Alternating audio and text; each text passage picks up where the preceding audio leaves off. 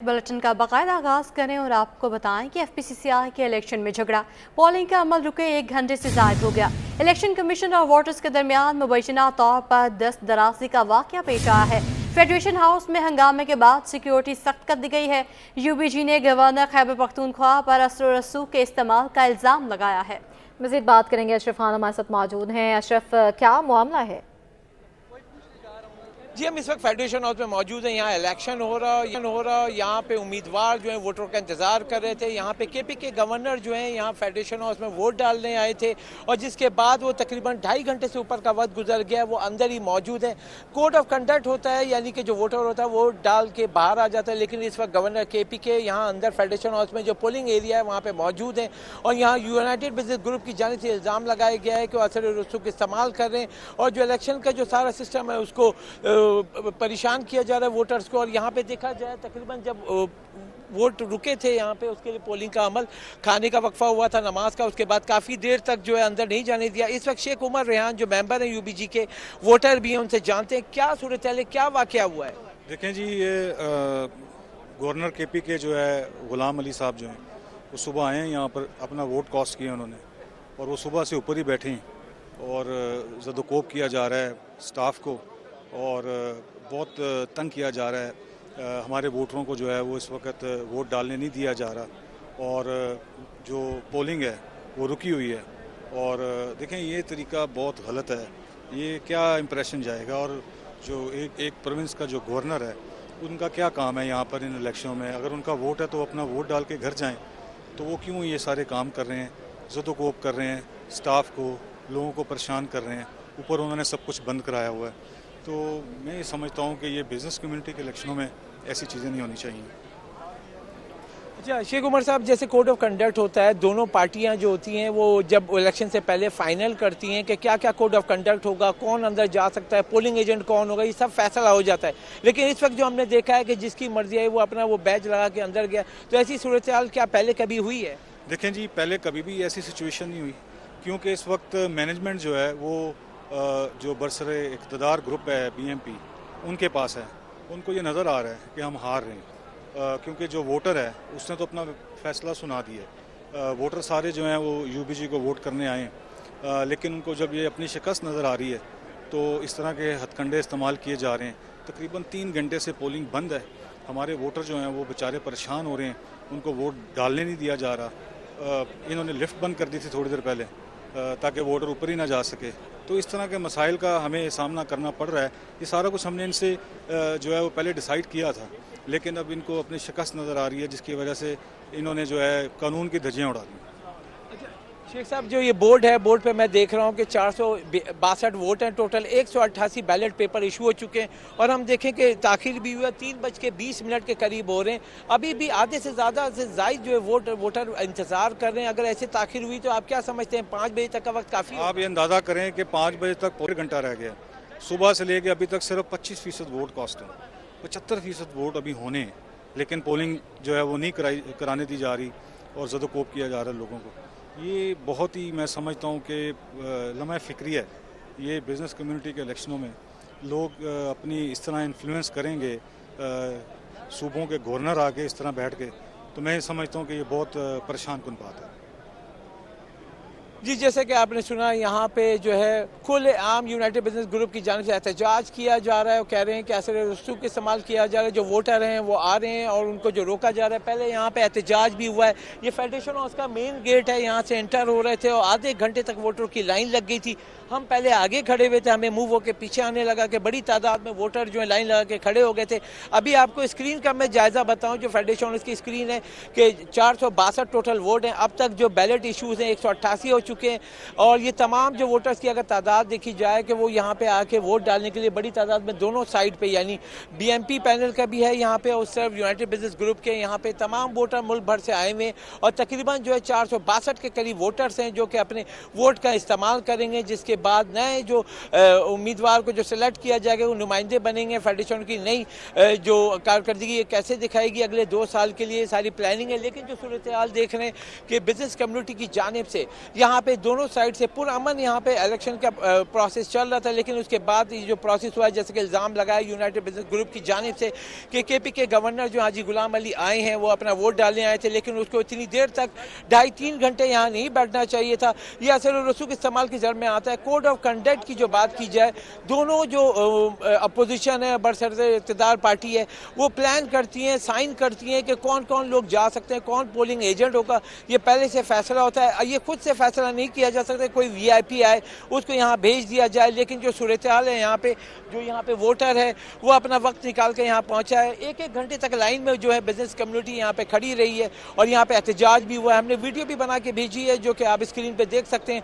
शदीद एहतजाज हो रहा था, यहाँ पे अपने नारेबाजी भी कर रहे थे, कह रहे थे कि हमें वोट डालने का जो इख्तियार दिया जाए। हम काफ़ी देर से खड़े हुए हैं, लेकिन कहा गया कि अंदर कोई मसला हुआ है जिसकी वजह से वोटों को अंदर जाने नहीं दिया जा रहा है। अब जो प्रोसेस है यहाँ पे खुलेआम यूनाइटेड बिजनेस ग्रुप ने जो है इल्ज़ाम आयद कर दिया है कि केपी के गवर्नर जो है अपना असर और रसूख का इस्तेमाल कर रहे हैं। यहाँ पे जो वोटरों को जो तंग किया जा रहा है, और यहाँ पे अगर देखा जाए फिर से मैं जो पोलिंग बूथ की जो अपडेट करूँ, यहाँ पे बोर्ड भी लगा हुआ है, तो तकरीबन यहाँ पे टोटल वोट है 462 हैं।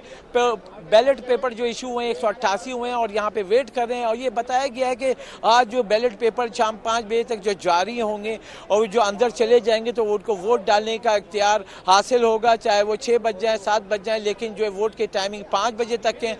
यहाँ बीच में ताखीर भी हुई है और यहाँ पे अभी ये पूछा भी गया है कि अगर ताखीर हुई है वोट में और इतनी बड़ी तादाद में लोग जो है 462 में सिर्फ 188 बैलेट पेपर जारी हुए हैं, 200 भी अगर हम लेते हैं तो अभी भी जो है 50% नहीं हुआ है ये।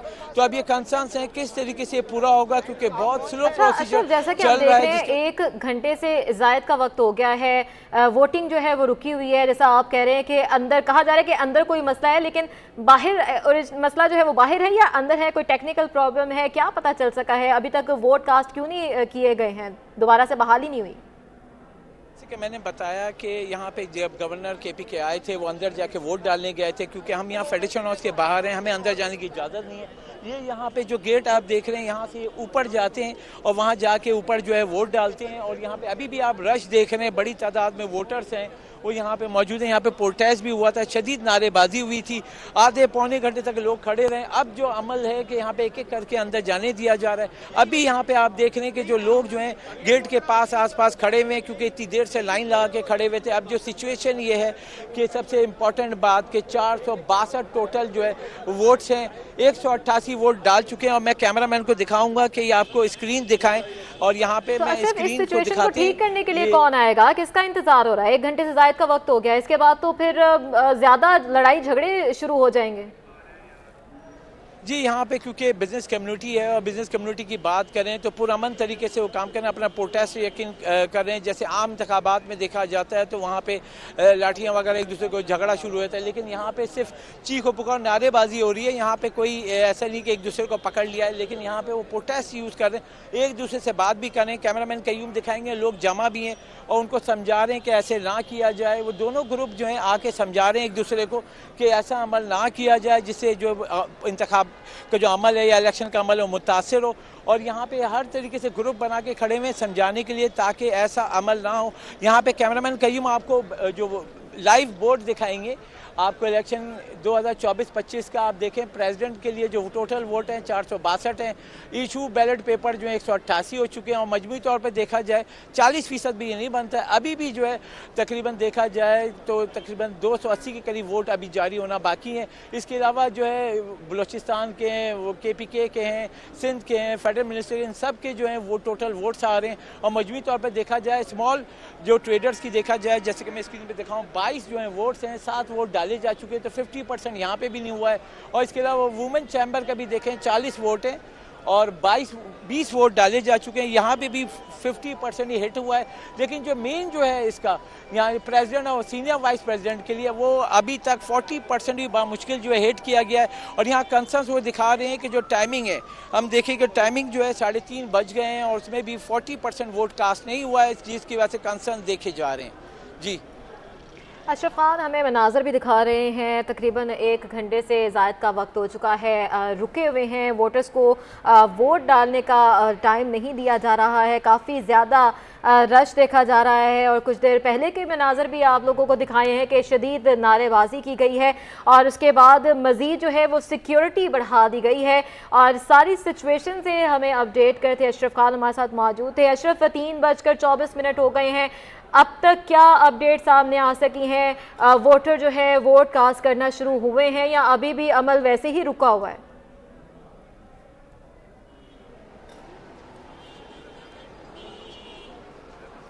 अशरफ खान हमारे साथ मौजूद थे और आपको बताएं कि एफपीसीसीआई के इलेक्शन में झगड़ा हुआ, पोलिंग का अमल रुके 1 घंटे से ज़ायद हो गया है और इलेक्शन कमीशन और वोटर्स के दरमियान मुबैना तौर पर दस्त दराजी का वाक़या पेश आया, जिसके बाद सिक्योरिटी सख्त कर दी गई है।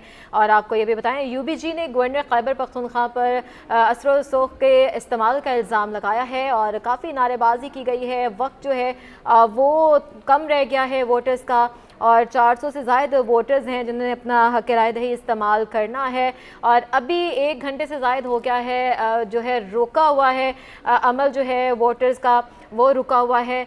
तो ये मनाजर आप देख रहे थे, अशरफ खान हमें अपडेट करते, बहुत शुक्रिया। इलेक्शन की तैयारियां अरूज पर हैं, कागजात नामजदगी की जांच पड़ताल का जो है वो आखिरी रोज़ है। पीपल्स पार्टी रहनुमा कादर मंदोखेल के कागजात नामजदगी का जो है पर एतराज़ात लगाए गए हैं। मुकेश कुमार चावला के कागजात भी चैलेंज किए गए हैं। इलेक्शन कमीशन ने मखसूस नशिस्तों के मुद्दत में तौसी कर दी है। कागजात नामजदगी की जांच पड़ताल का अमल जो है वो 13 जनवरी तक जारी रहेगा। आपको आगाह कर रहे हैं कि आज कागजात नामजदगी की जांच पड़ताल का आखिरी रोज़ है और रश लगा हुआ है। कागजात नामजदगी की जांच पड़ताल जारी है। पीपल्स पार्टी रहनुमा कादिर मंदोखेल के कागजात पर एतराज़ात दायर किए गए हैं, जबकि मुकेश कुमार चावला के कागजात नामजदगी पर को भी चैलेंज किया गया है। इलेक्शन कमीशन ने मखसूस नशिस्तों के मुद्दत में तौसी कर दी है। इस हवाले से मज़ीद जानने के हमारे साथ खुर्शीद रहमानी मौजूद हैं। जी खुर्शीद, बताइएगा। जी, हम रिपोर्ट कर रहे हैं डिस्ट्रिक्ट मलीर के इलेक्शन कमिश्नर के ऑफिस के और आज आखिरी रोज है और आखिरी में इस वक्त जो है वो दाखिल हो चुका है। तो कुछ देर बाद इसका वक्त ख़त्म हो जाएगा और हम अपने सिटी 21 न्यूज़ के नाज़रीन को ये बताएं कि आज जो तादाद है उम्मीदवारों की वो बहुत इंतहाई कम रही है और इसमें जो गुज़श्ता रोज़ की बनिस्बत आज तादाद जो है कम रही है।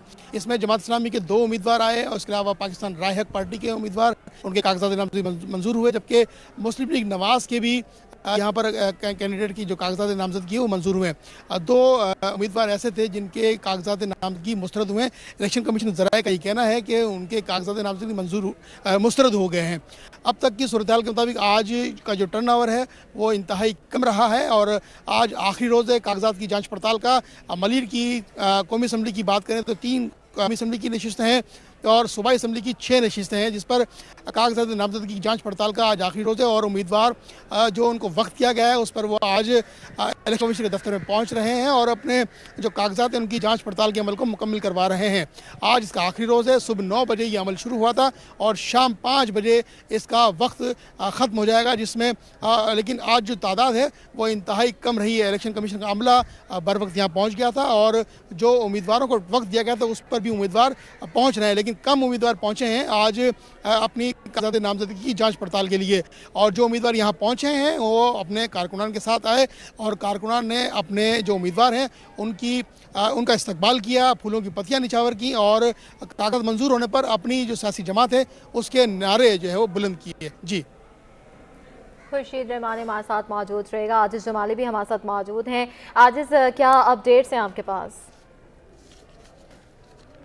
जी देखिए, कराची के 7वां ज़िला में रिटर्निंग अफसरान के पास कागजात नामजदगी की जांच पड़ताल का सिलसिला जारी है और यहाँ पर सूबाई इलेक्शन कमीशन में भी कागजात की जांच पड़ताल और एतराज़ात का सिलसिला जारी है।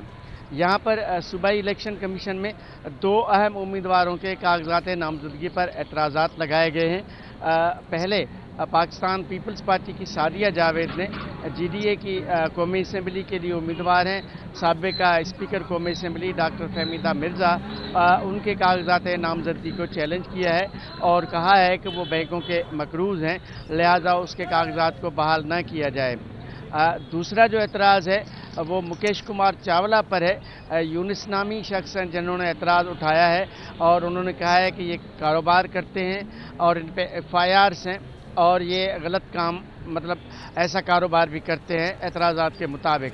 इन दोनों उम्मीदवारों के लिए इलेक्शन कमीशन ऑफ पाकिस्तान ने डॉक्टर फहमीदा मिर्ज़ा के लिए उनको मोहलत दी है कि वो पीर के रोज़ बैंकों की क्लियरेंस जो है वो पेश करें, जबकि मुकेश कुमार चावला के ख़िलाफ़ जिस शख्स ने चैलेंज किया उसको कहा गया है कि वो 1 तारीख को अगर उसके पास जो सबूत हैं वो सबूत अपने पेश करें। तो ये पीर के रोज़ इन दोनों के उम्मीदवारों के कागजात की जांच पड़ताल होगी। अलबत्ता ये जो है सूरत हाल है आज बड़ा सन्नाटा है, इसलिए कि इलेक्शन कमीशन में उम्मीदवारों के कागजात की जांच पड़ताल की मुद्दत में तोसी कर दी गई है। जिन उम्मीदवारों की आज भी जांच पड़ताल होनी थी उनको अब कहा जा रहा है कि वो 13 जनवरी को आएँ। 13 जनवरी को उनके कागजात की स्क्रूटिनी की जाएगी। तो काफ़ी उम्मीदवार आए थे वो वापस चले गए हैं। तो इस वजह से इलेक्शन कमीशन ऑफ पाकिस्तान के पास आज उम्मीदवारों का रश हमें नज़र नहीं आता जिस तरह आम दिनों में नज़र आता था। अलबत्ता रिटर्निंग अफसरान के पास उम्मीदवार मौजूद हैं जिनके कागजात की जांच पड़ताल का जो अमल है वो जारी है। जांच पड़ताल का अमल जारी है। आज जमाली हमें अपडेट कर रहे थे, आप हमारे साथ ही मौजूद रहेगा। अब रुक करेंगे हमारी रिपोर्टर अक्सर शाहिद का। जेक साहब बताएगा क्या सूरत हाल देख रही हैं, आज कितने उम्मीदवार आए कागजात नामजदगी की स्क्रूटनी के लिए?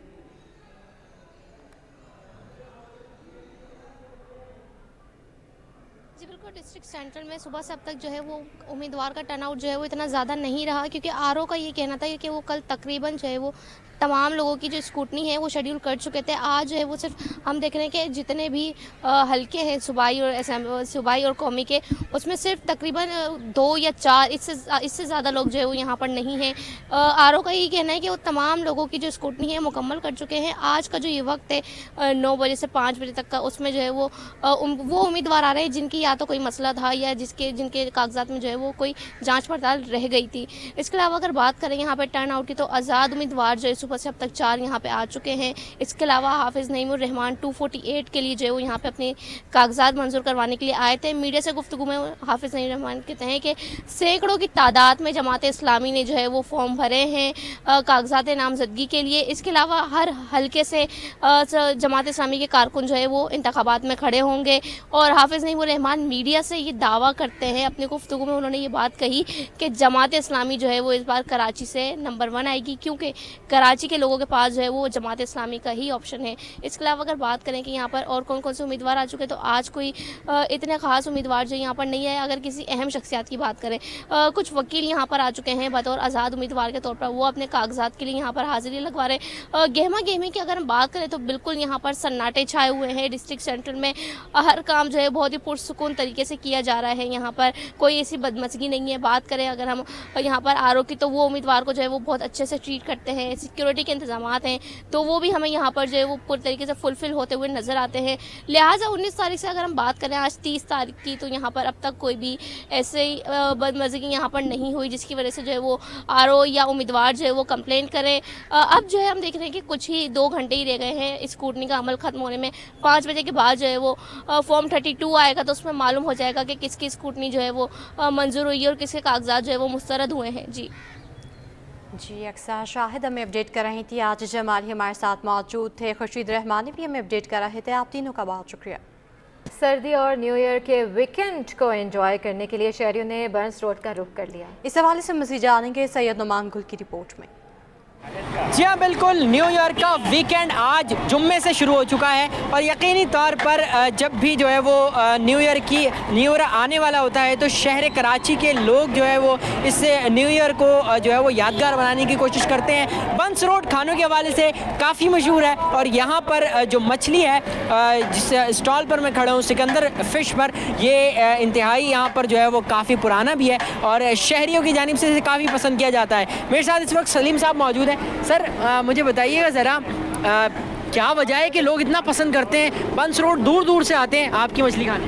मछली की क्वालिटी है तो इसलिए आते हैं, चीज़ अच्छी है माशाल्लाह, A1 चीज़ देते हैं, A1 मसाले हैं, हर चीज़ A1 है। फिर हमारे रेट एक जैसे रहते हैं, सर्दी हो या गर्मी हो। अच्छा, हम ये देखते हैं कि सर्दियां जब आ रही होती हैं तो मछली की कीमतों में इजाफा हो जाता है, जाहिर सी बात है पानी ठंडा और इस तमाम चीज़ों की वजह से होता है। तो क्या आपके रेट में कोई नहीं, हम आगे पीछे नहीं करते, हम अपने आप को अपना प्रॉफिट कम कर लेते हैं चाहे, लेकिन रेट वही रखते हैं जो